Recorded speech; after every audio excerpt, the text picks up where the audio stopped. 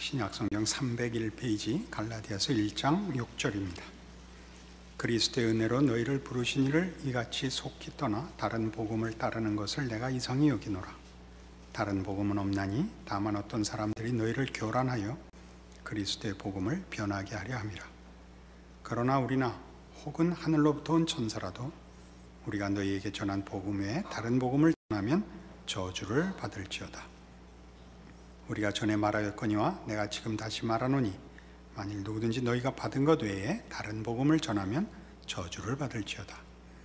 이제 내가 사람들에게 좋게 하랴 하나님께 좋게 하랴 사람에게 기쁨을 구하랴 내가 지금까지 사람들의 기쁨을 구하였다면 그리스도의 종이 아니니라. 갈라디아 교회에 있는 본격적인 문제가 무엇인지는 이제 앞으로 계속 살펴보는 가운데 본문 중에 나올 것입니다. 그러나 그렇게 하기 위한 준비 작업을 하는 중에 오늘 6절에서 10절의 내용은 우리가 믿는 기독교 신앙은 그리스도의 은혜로 허락된 하나님이 우리를 찾아오시고 주신 구원의 복음이라 이렇게 얘기합니다. 우리 많이 쓰는 표현이고 그 표현이 무엇을 의미하는지 다 알고 있는 내용이지만 이 갈라디아서를 하는 동안에 그 표현이 갖는 확실한 그 본질을 분명히 할 필요가 있습니다. 8절과 9절에 연이어 나오는 대로 우리가 너희에게 전한 복음 외에 다른 복음을 전하면 저주를 받을지어다라고 이렇게 아마 성경에서 이렇게 강하게 얘기한 데가 흔치 않은데 이렇게 사도 바울이 이 문제를 강하게 얘기하고 있다는 것 기억해야 합니다. 어떤 면에서 우리는 기독교 신앙을 갖고 있는 자로 그 복음을 어쩌면 너무 쉽게 이해하고도 그렇게 쉽게 이해하면 안 되는 깊고 분명한 문제를 너무 쉽게 간단하게 소유하거나 이해하고 있다고 생각하지 않는가 돌아보는 오늘 말씀이어야 합니다. 다른 복음이란 지금 사도 바울이 강조하는 그리고 분명하게 선포하는 내용 이외의 것입니다. 그러면 진정한 복음은 뭐냐? 6절에 있는 대로 그리스도의 은혜로 우리를 부르신 하나님에 관한 것입니다. 진정한 복음이 뭐냐 하면 그리스도의 은혜라고 표현된 하나님의 부르심입니다. 그것은 은혜에 속한 것이고 하나님께로 부른 부름입니다. 복음의 진정한 본질은 그것이 전적으로 하나님의 은혜에 속하였다는 것과 하나님이 불러 하나님과의 관계를 회복한 문제라는 두 가지 본질입니다. 이 은혜의 문제에 대하여 우리가 생각할 때 왜 사도 바울이 이 문제를 가지고 다른 복음은 없다, 우리가 전한 것 외에 다른 복음을 전하면 저주를 받아라 라고 얘기하는가 하면 우리는 우리 안에 근거를 갖고 싶은 것이 본질적인 죄성입니다. 우리에게 근거를 갖고 싶다는 건 무슨 뜻이냐면 교만하다든가 자랑하기 위한 것보다 훨씬 본질적으로 하나님의 창조주 되시고 하나님의 주인 되신 것을 전적으로 의뢰하지 않아도 되는 우리 안에 가치 있는 것, 자기의 필요를 만들어낼 수 있는 것이 있다고 믿는 것입니다. 하나님이 그걸 질투하시고 시기해서 그러는 것이 아니라 우린 피조물입니다. 하나님이 우리를 만드시고서 우리를 만드신 창조주로서 주인으로서 우리를 당신의 형상으로 만드신 분으로서 가지는 목적은 하나님이 우리를 만드신 것처럼 만들어진 우리에게, 그가 만드신 우리에게 당신의 뜻과 당신의 능력으로 채우시고자 하고 있었다는 사실입니다. 그것이 죄로 인하여 깨집니다. 우리는 우리의 마음대로 살 수 있습니다. 그러면 남는 것은, 결과되는 것은 사망밖에 없다는 것을 압니다. 그것은 창세기에서 인간을 만드시고 하신 경고입니다. 저 과실을 먹으면 내가 정령 죽으리랍니다. 하나님을 떠나 하나님 없는 것으로 내용을 삼거나 목적을 삼으면 우리는 영원할 수 없고 하나님이 목적하신 영광에 이를 수 없다라고 얘기합니다. 그것이 말하자면 믿지 않는 자와 믿는 자의 차이지요. 우리는 하나님의 전능하심과 온전하심과 거룩하심과 영광의 자리로 부름을 받고 있고 그렇게 하나님만이 하실 수 있습니다. 그것을 은혜라고 합니다. 예수 안에서 허락하신 것이죠. 우리가 정성을 다하여 우리가 노력하여 만들어낼 수 없는 것임을 말하는 것입니다. 우리가 가진 것과 우리가 노력한 것과 우리가 소원하는 것에 근거하여 그 소원과 노력과 그 애쓴 것의 결과의 자리로 가는 것을 하나님은 우리에게 목적하시지 않았다고 합니다. 그래서 만일 이 예수 그리스도의 은혜라는 그리스도를 보내사 우리를 구원하신다, 그리스도를 보내사 하나님과 화목해 하신다 라는 것이 갖는 뜻을 우리가 그리스도를 제하고 은혜를 빼고 하나님을 빼면 인간이 만들어내는 종교를 만들 수 있을 뿐입니다. 우리는 그것을 범신론이라고 하죠. 범신론이란 모든 인간이 신적 요소를 갖고 있고 인간의 최고의 이상과 신념과 노력의 자리가 말하자면 구원이라, 말하자면 완성이라, 승리라 그렇게 얘기하는 것입니다. 역사상 인간은 죽음을 보지 않은 자가 없습니다. 성경이 성경의 진리됨을 증거하는 가장 강력한 역사적, 현실적 증거입니다. 인간은 누구나 죽습니다. 잘못해서만 죽는 것이 아니고 사고로만 죽지 않고 인간은 수명이 있습니다. 그것은 성경이 얘기하는 대로 죄값입니다. 죄란 하나님 없이 사는 존재입니다. 그러면 영원할 수 없습니다. 그래서 이걸 놓치면 기독교 복음이라는 것은, 기독교 신앙이라는 것은 성립하지 않습니다. 우리는 다른 종교들을 비난할 마음이 없습니다. 그러나 어느 종교도 부활을 얘기하고 영생을 얘기할 수 없습니다. 그것은 하나의 종교심이 될 수 있고 하나의 이상이 될 수는 있어도 예수 그리스도 안에서 증명된 죽음에서 사망 권세를 깨고 부활하신 예수 그리스도로 증거한 기독교 신앙과는 다른 모든 종교는 구별됩니다. 그래서 이 복음인 것입니다. 이 복음에 다른 토를 달지 말아라 이것이죠. 우리는 이 문제를 사실 지금 제가 얘기하는 대로 다 알고 있다라고 여러분들이 마음속에 생각할 수 있습니다. 그럼에도 불구하고 이 문제가 어려운 것은 우리가 하나님의 은혜가 어떤 사람에게도 살아있는 한 아직 기회가 있다라고 적용하고 있는지 한번 물어보십시오. 우리는 저 사람만은 죽어야 된다 라는 사람이 있죠. 저 사람만은 죽어야 된다. 내가 개인적으로 그 사람을 미워해서가 아니라 온 세상과 역사가 증명한다. 뭐 히틀러라든가 스탈린이라든가 저 사람만은 지옥 가야 된다. 그건 우리가 정하지 않습니다. 우리가 그 사람들보다 더 낫지 않습니다.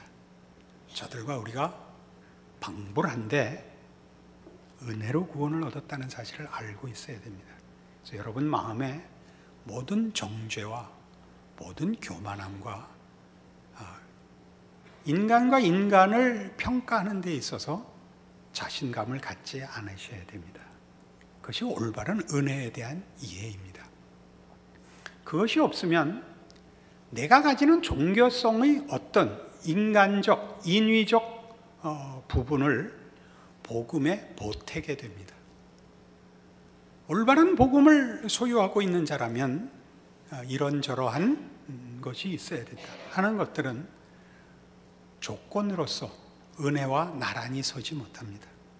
은혜를 입은 자로서 이래야 한다라고 여러분의 신앙을 바로잡기 위하여 규칙으로 삼을 수는 있지만 복음과 나란히 가는 조건일 수는 없습니다. 그래서 우리가 좋은 믿음과 좋지 않은 믿음이라는 그런 구별을 하려면 할 수도 있지만 저 사람은 희망이 있다 없다를 말하는 데는 우리는 제한이 없습니다. 예수 그리스도께서 우리가 아직 죄인 되었을 때 우리를 위하여 죽으심으로 우리의 구원이 시작됐고 성립됐기 때문입니다. 또 하나의 문제는 이것이 하나님께서 예수를 보내어 예수 안에서 우리를 부르셨다는 사실입니다. 이것이 복음의 본질입니다. 복음의 진정한 본질은 하나님과의 관계라는 것으로 결과되고 그 본질을 채워야 됩니다. 그러니까 우리가 가지는 신앙은, 기독교 신앙은, 우리가 입은 복음의 은혜는 하나님 앞에 서는 나입니다. 거룩으로 부름을 받았다는 뜻입니다. 거룩으로 부름을 받았다는 것은 그리 간단한 얘기가 아닙니다. 도덕성을 얘기하는 것이 아닙니다. 당연히 도덕성이 들어갑니다. 그러나 그것보다 큰 겁니다. 모든 문제를 하나님의 뜻과 일하심에 순종하는 자세로 서 있는가라는 문제입니다. 우리는 기독교 신앙을 허락받고 온전한 신앙 고백을 가진 다음에도 복음의 본질에 대하여 늘 실패하는데, 그 실패하는 가장 중요한 부분이 이 두 가지 본질입니다. 은혜에 대하여 실패하고 하나님과의 관계에 대해서 실패합니다. 우리는 복음이 어떻게 은혜로 하나님이 부르사, 하나님이 그 아들을 보내어 우리를 찾아온 것이라는 사실을 놓고 이제 획득한 믿음, 이미 얻은 구원 위에서 우리가 조건들을 강화합니다. 은혜의 어떤 인위적인 조건을 강화하고 하나님 앞에 서는 것을 사람과 세상 앞에 서는 것으로 바꿉니다. 사람과 세상 앞에 선다는 것은 신자의 책임으로서는 늘 생각해야 되는, 하나님을 사랑하고 이웃을 사랑해야 되는 당연한 신앙의 실천이요, 결과해야 될 목표입니다. 그러나 그것이 조건이 될 수 있다는 것을 늘 생각하셔야 됩니다. 조건이 될 수 있다는 것은 나의 신앙이 하나님이 당신 앞으로 불렀다는 걸 놓치고 세상 앞에서 증명받으려는 것이 되고 사람과 사람 사이에서 구별이 되는 자랑으로 가는 것이라면 안 된다, 그런 얘기죠. 지금 사도 바울이 이 6절에서 10절에 이르도록 하는 얘기가 뭐냐면, 너희는 왜 내 말을 듣지 않았느냐라든가, 내가 어떤 사도인데 너희가 내 말에 항복하지 않고 다른 소리를 하느냐가 아니라, 자신의 사도, 즉 사도권, 전통, 배경을 놓고 갈라디아 교인들을 다그치는 것이 아니라 복음의 본질을 놓고 맹공을 가하고 있다는 사실을 유념해야 합니다. 그것은 무슨 뜻이냐면, 이들이 지금 본질적인 신앙의, 기독교 신앙의 핵심인 복음의 본질에서 벗어나 저들의 삶이, 신앙의 이해가, 그래서 실천이 진정한 복음의 본질에서 벗어나 있다는 것을 공격함으로써 맹공을 가하는 것입니다. 나중에 자기가 어떻게 사도로 부름을 받았는가가 소개가 되지만 그것은 결단코 자신의 어떤 세상적인 권위의 배경을 논하고자 하는 것이 아닙니다. 복음이 가지는 본질을, 그 본질을 제대로 이해하고 있으면 복음이 가지는 능력이 결실된다는 얘기를 하려고 하는 것입니다. 복음이 가지는 능력이라는 것은 우리를 죄로부터 구원하는 것입니다. 죄로부터 구원한다는 것은 지옥 갈 것을 천국으로 가는 것입니다. 그러나 그것은 현실적으로 죄가 가지는 파괴적 삶의 패턴으로부터 부활 생명의 거룩하고 생명과 진리로 인도함을 받은 능력의 삶으로 그 삶의 패턴이 바뀌는 것을 말합니다. 우리는 말하는 신앙, 고백하는 신앙, 가슴을 치는 신앙, 통회 자복하는 신앙, 간절히 구하는 신앙 다 갖고 있지만 언제나 어느 시대나 그랬던 것처럼 그 복음이 한 개인의 영혼에 역사하여 죄 아래서 파괴적인 삶을 살던 사람이 어떻게 그리스도를 닮은, 그리스도 안에서 허락된 거룩한 삶, 진정한 생명과 진리의 자유를 누리는 삶을 사느냐 하는 부분에 있어서는 사실은 늘 실패하곤 한다 하는 것이 교회사의 지적입니다. 우리는 우리에게 일어나는 모든 문제에 있어서 당신 탓이다 라고 얘기하는 한 복음의 본질을 모르는 것이다 라고 진단할 수 있습니다. 여러분, 이 세상을 살면서 정치가들 때문에, 교육이 잘못돼서, 가난해서, 무슨 민족성이 나빠서 우리가 고단하다라고 생각하면 여러분은 복음이 무엇인지 모르는 것입니다. 신자는 그렇게 말하지 않습니다. 예수 그리스도께서 사망의 그늘진 곳에 흑암의 자리에 찾아온 것 같이, 그리고 우리를 땅끝까지 보내시는 것 같이, 우리가 태어난 곳이 나 살기 편하고 나 가만히 있어도 되는 환경과 조건으로 보냄을 받은 것이 아니고 본질적으로 우리가 진노의 자녀며 심판받을 족속이라는 걸 이해해야 합니다.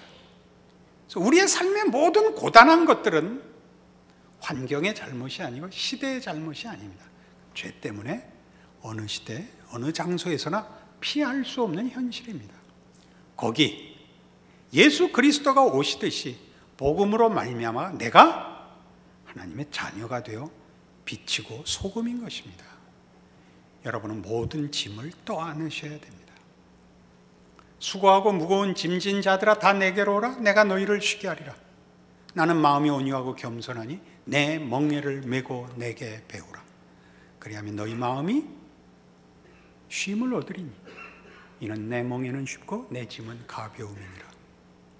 우린 바로 이 부분에서 복음을 놓치고 있는 것입니다. 뭐가 불만이십니까? 고통스럽죠. 고통과 불만은 다른 것입니다.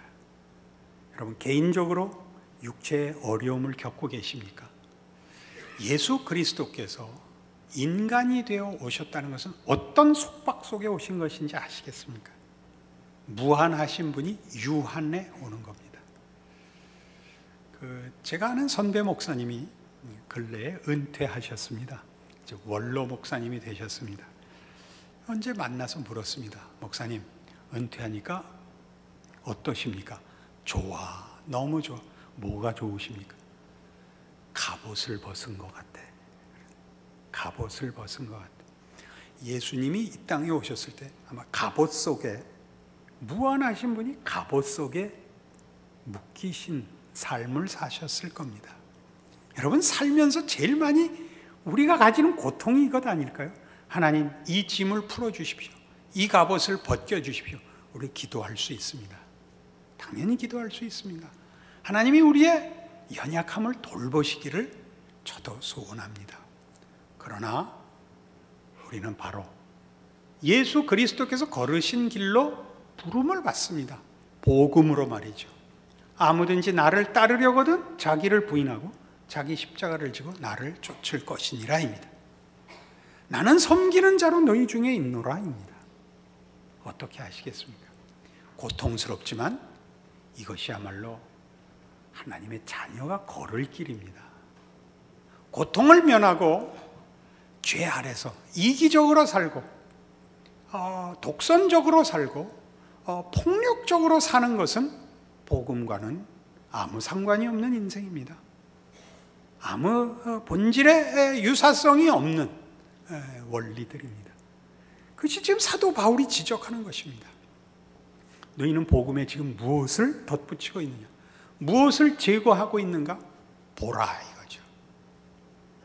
하나님의 부르심의 거룩함으로 사는, 그 부르심의 지극한 승리로 부르심을 받았다는 만족 속에 있는가? 그 기쁨이 예수 그리스도께서 아버지의 뜻을 이루는 것이 내가 이 땅에 온 이유니라, 나의 기쁨이니라, 나의 양식이니라, 그렇게 살고 있는가? 실천적인 차원에서의 얘기가 아닙니다. 그것이 복음의 본질적인 이해로 신앙 고백이 되어 있는가 묻는 것입니다. 만일 이것을 놓치고 있다면 우리는 갈라디아 교인들과 별반 차이가 없습니다. 우리는 신앙을 주문처럼 제일 많이 쓰고, 그리고 이웃들 앞에서 우리를 비교할 때는 권력으로 쓰려고 합니다. 주문으로 쓴다는 건 내 모든 소원이 이루어지기를 바라서 내 이기심이 만족되는 것 외에 관심이 없는 것을 말하고, 폭력적으로 쓴다는 것은 아무도 남을 위하여 십자가를 질 마음이 없이 상대방을 정죄하고 상대방에게 책임을 떠넘기고 비난해서 자기 혼자 편하겠다는 참으로 무책임한 발상 외에 아무것도 아닙니다. 그러나 여러분 아시다시피 기독교 신앙은 이 실수를 어느 시대나 범해왔습니다. 그래서 갈라디아서가 이 성경 안에 들어와 있는 것이죠.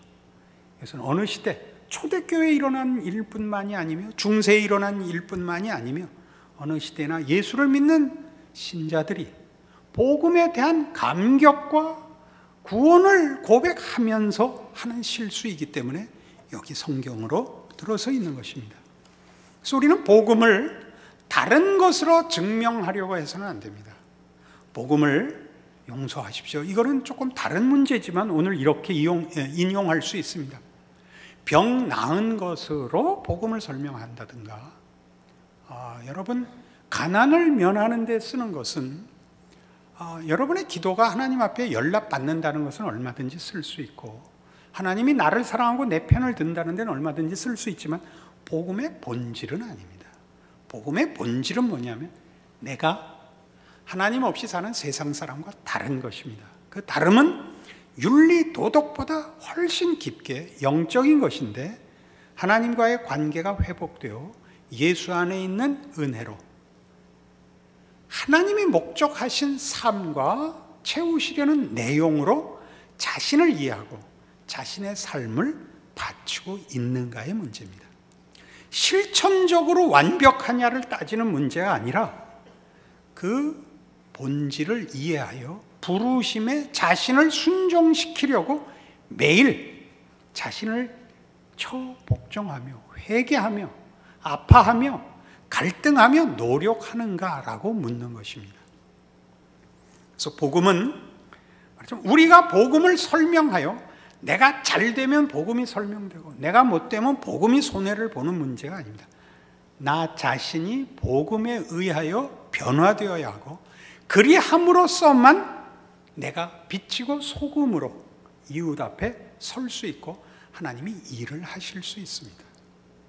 우리가 사실 같은 교회를 다니면서도 늘 하는 불평, 어느 교회나 하는 얘기입니다. 우리 교회는 사랑이 없어. 이게 무슨 말인지를 이해하셔야 돼요. 우리 교회는 사랑이 없어. 여러분이 받으려고 하는 한 사랑은 경험하실 수 없을 겁니다. 하셔야 됩니다. 하셔야 됩니다. 누구 때문이야 라는 얘기는 절대 하지 마십시오. 그것은 없습니다. 십자가 앞에 누구 때문에 안 되는 일은 없습니다. 예수님이 십자가를 지고 죽으심으로써 이제 우리가 할 수 없는 일은 없습니다. 우리는 자기가 해야 하는 일을 누군가를 핑계대어 하기 싫은 것에 불과합니다. 여러분, 이 나라를 비난하지 마시고 이 사회를 불평하지 마시고 당연히 여러분이 속한 교회를 비난하지 마십시오. 그것은 스스로를 비난하는 것에 불과합니다. 여러분이 목사님은 훌륭해야 된다라고 하는 비난만은 허락하겠습니다. 그건 하십시오. 저는 책임을 져야 하는, 말하자면 그런 부름을 받은 사람입니다. 저한테 책임을 물으십시오.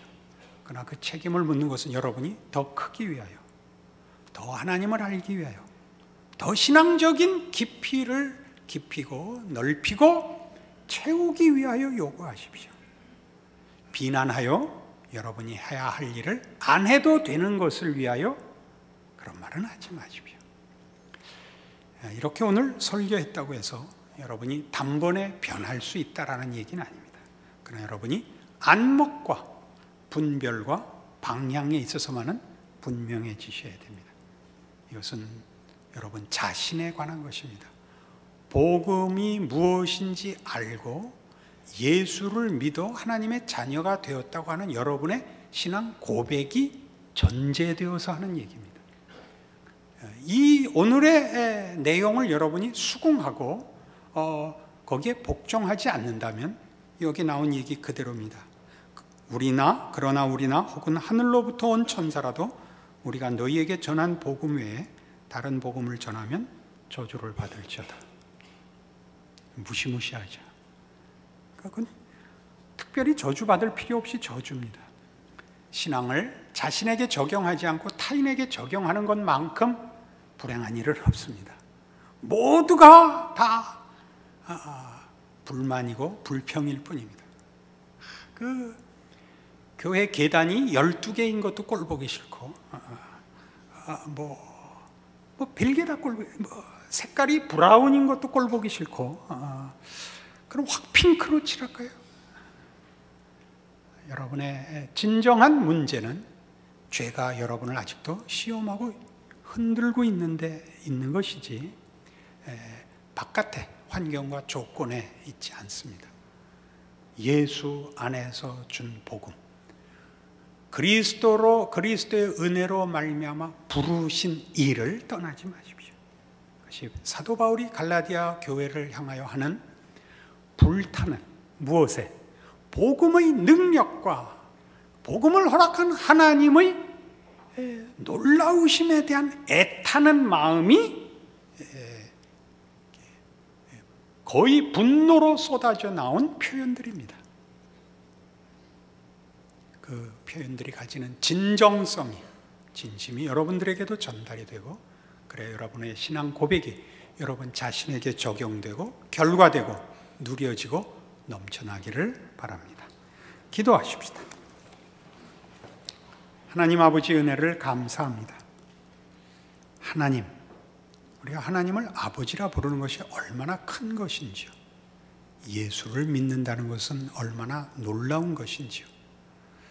우리가 예수 안에 있고 하나님의 자녀로 부름을 받았다면 사실 우리에게 무서울 것은 없습니다. 부족할 것도 없습니다.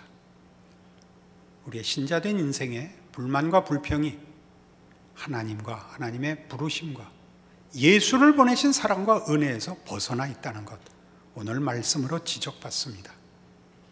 타인을 나무라지 말고 세상을 불평하지 말고 우리의 믿음 없음을 회개하는 오늘의 말씀이 되게 하사 우리로 주의 크신 은혜로 부름받은 구원과 허락받은 은혜와 우리에게 약속된 믿음의 위대한 것들이 우리의 삶이 되고 승리가 되는 우리의 참된 신자의 삶이 있게 하여 주시옵소서. 예수님 이름으로 기도합니다. 아멘.